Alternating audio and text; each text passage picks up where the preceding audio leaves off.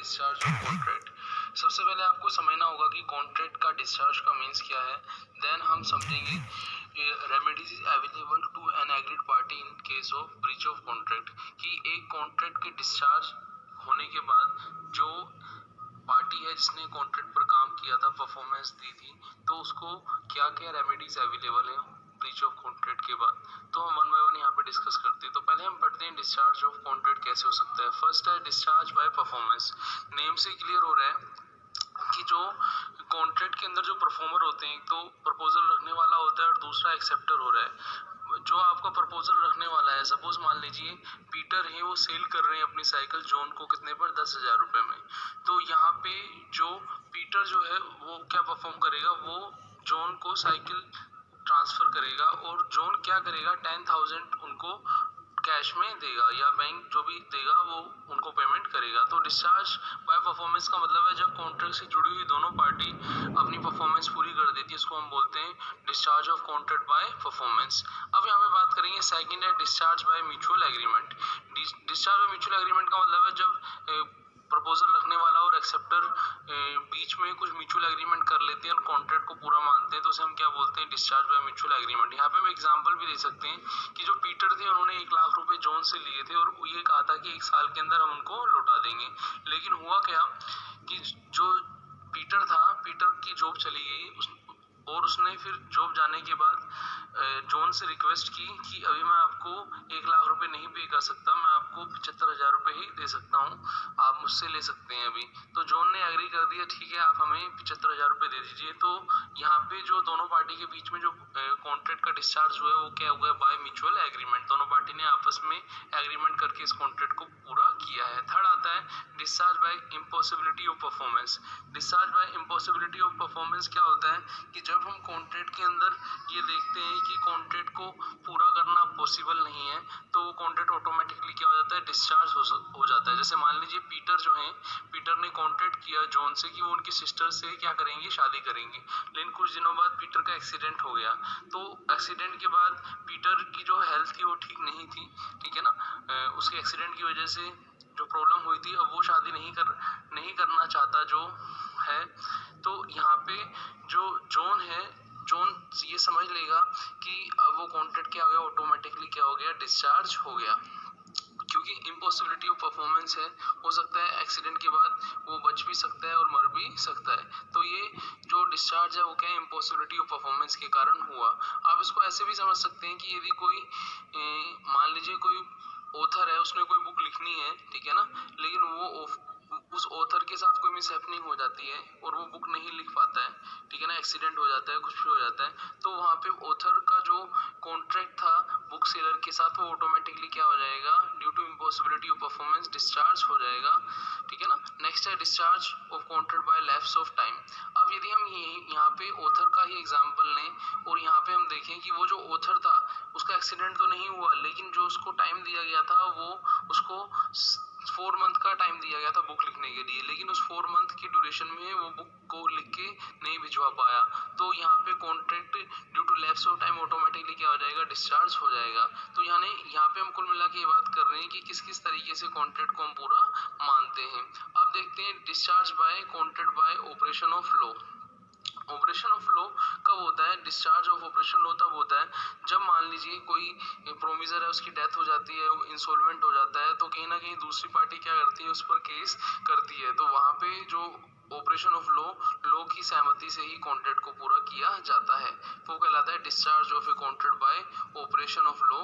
कब, जब आपका प्रोमिसर की डेथ हो जाए या फिर वो इंसॉल्वेंट हो जाए। फिर क्या, discharge by breach of contract. Breach of contract का मतलब ये हुआ कि जो कॉन्ट्रैक्ट की पार्टी थी वो जो उसको परफॉर्म करना था कॉन्ट्रैक्ट के अंदर उस स्पेसिफिक टाइम और प्लेस स्पेसिफाइड पर, उसने उस कॉन्ट्रैक्ट को पूरा नहीं किया, तो क्या माना जाएगा, ब्रीच ऑफ कॉन्ट्रैक्ट माना जाएगा। तो ब्रीच ऑफ कॉन्ट्रैक्ट होने पर कॉन्ट्रैक्ट क्या माना जाता है, डिस्चार्ज माना जाता है, ठीक है ना। पर जो आपको ध्यान रखना है, ब्रीच ऑफ कॉन्ट्रैक्ट में क्या होता है, जो कॉन्ट्रैक्ट का जो प्रोमिसर होता है वो अपने ऑब्लिगेशन को परफॉर्म नहीं कर पाता due to some reason, specific time में स्पेसिफिक प्लेस में पूरा नहीं कर पाता। फिर आता है discharge of contract by remission. Remission का मतलब होता है सहमति, ठीक है ना। होता क्या है कि परफॉर्मेंस जो कॉन्ट्रैक्ट के अंदर कॉन्ट्रैक्टी मतलब जो कॉन्ट्रैक्ट की एक्सेप्टेंस दे रहे हैं, ठीक है ना, एक्सेप्ट कर रहे हैं, एक्सेप्टर है, वो आपस में सहमति करके भी कॉन्ट्रैक्ट को डिस्चार्ज कर सकते हैं। ये आपका उससे मिलता जुलता हुआ जो अपना एग्जाम्पल था ना, कौन सा, पीटर जो था 1 लाख रुपए उससे लेता है, म्यूचुअल वाला था। यहाँ पे लिखा हुआ है in example above Peter only repay a part of money he owes to John, however John agreed to accept it as a final settlement of debts. John act is a remission discharge the contract. तो John ने उस by non provisioning of facility, कभी कभी contract के अंदर क्या होता है, हम स्पेसिफाई कर देते हैं कि हमें शुरू से ही कि ये चीजें कॉन्ट्रैक्ट के अंदर होनी जरूरी है और वो फैसिलिटीज कॉन्ट्रैक्ट के अंदर नहीं दी जाती, तो नॉन प्रोविजनिंग ऑफ फैसिलिटी, उन फैसिलिटी के अभाव के कारण कॉन्ट्रैक्ट क्या हो जाता है, डिस्चार्ज हो जाता है। नेक्स्ट आता है discharge of a contract due to merger of right. Due to merger of right का मतलब क्या हुआ, मान लीजिए मर्जर ऑफ राइट का मीन्स क्या हुआ, सपोज मैं एक मकान में किराए पर रहता हूँ और उस मकान पर मुझे किराए पर रहते हुए 1 साल हो गए और मैंने मकान मालिक से कहा कि अब ये मकान आप मुझे दे दीजिए, ठीक है ना।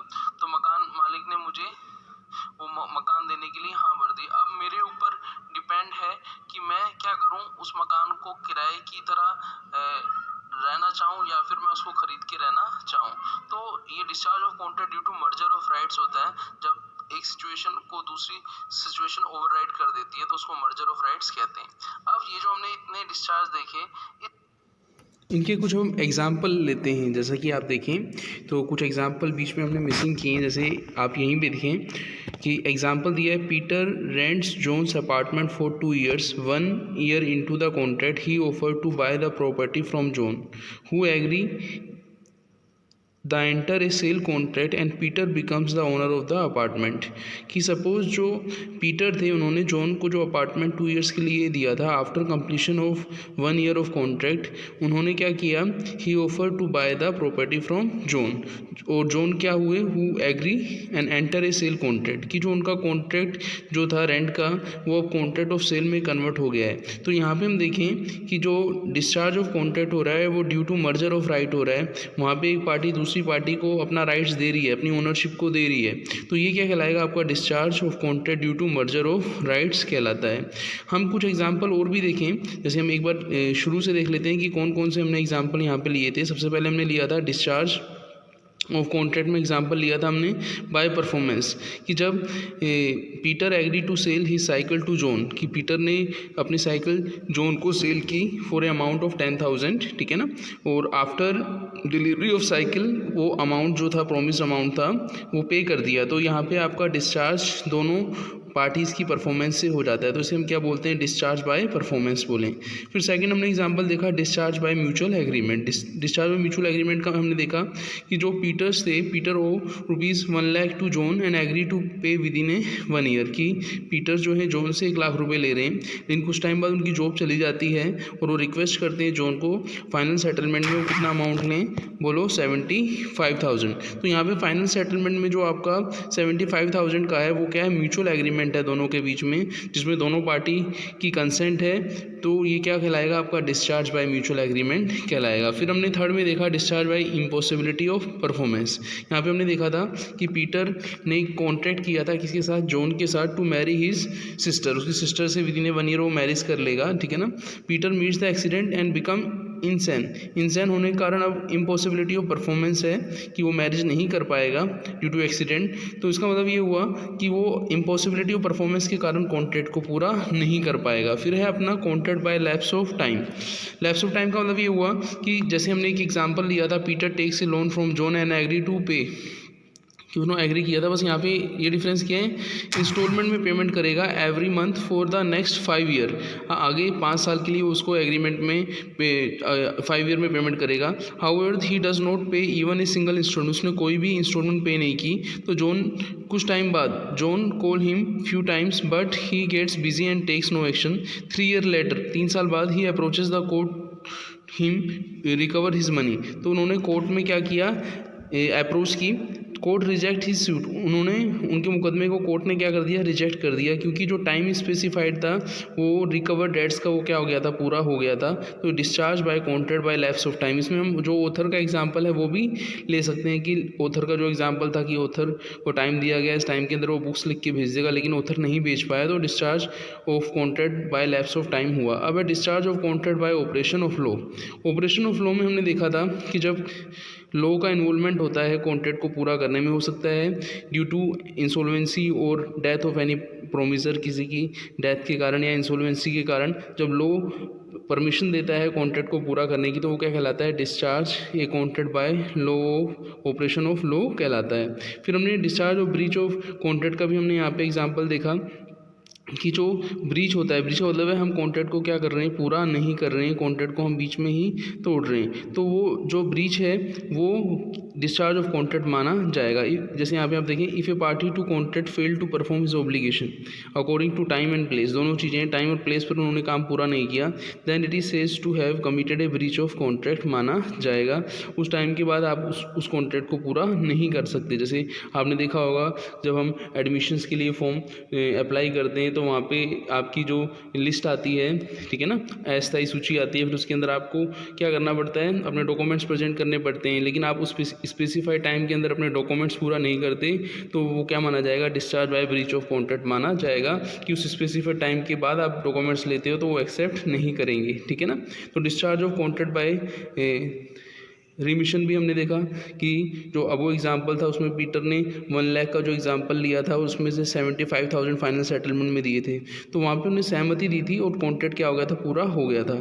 फिर है discharge by non provision of facilities, जब कॉन्ट्रैक्ट के अंदर जो एसेंशियल फैसिलिटी है वो नहीं मिल पाती, ठीक है ना, तो उसका कॉन्ट्रैक्ट क्या माना जाएगा, डिस्चार्ज माना जाएगा।